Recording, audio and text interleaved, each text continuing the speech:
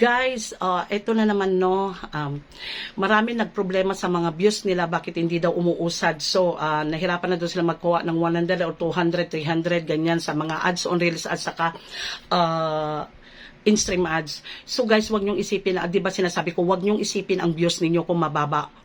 Pabayaan niyo lang yan. Basta ang isipin niyo ay gumawa kayo ng content ninyo araw-araw at isipin nyo kung ano na naman ang content na gagawin natin, no? So, malay nyo guys, biglang yung ginawa nyo na content, biglang nag-viral, diba? So, wag nyong isipin yan na yung mga views ninyo. So, ang isipin natin ay yung mga content na gagawin natin para yung gustong-gusto ng mga audience natin. Tignan nyo guys, yung grade 10, yung taga Sambuanga na bata. So, ito ay yung bata ay estudyante, grade 10. So, siya ay nabuboring. So, yung sayaw niya na yan ay gawa-gawa niya lang yan, yung step niya yan. So, biruin nyo guys, sumikat.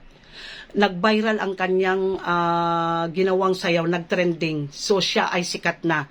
So, yan ang isipin ninyo guys. Baka biglang nakagawa kayo ng content nyo na nag-viral. So, huwag nyong isipin yung paano kayo maka-milyon, ganyan. So, ang isipin muna natin, tayo na mga nagsisimula pa lang, lalo na yung mga 5 months dyan na nag-i-start pa lang. So, isipin natin ay ang mga content kung anong magagawin natin na araw-araw. Yun ang isipin natin. Malay mo yung inisip mo na content na ginawa, no? So, biglang nag-viral.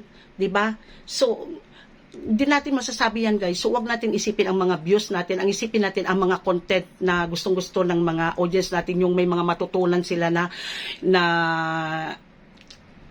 aral sa iyong content. Ganyan.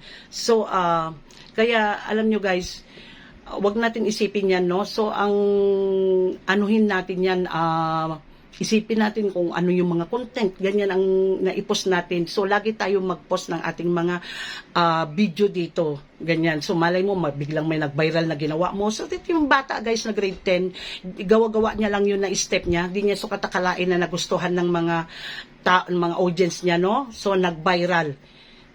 Siya ay sikat na ngayon. So, yan ang anuhin natin guys. So, isipin natin kung ano yung magaganda na content na gagawin natin. Huwag natin isipin yung mga views.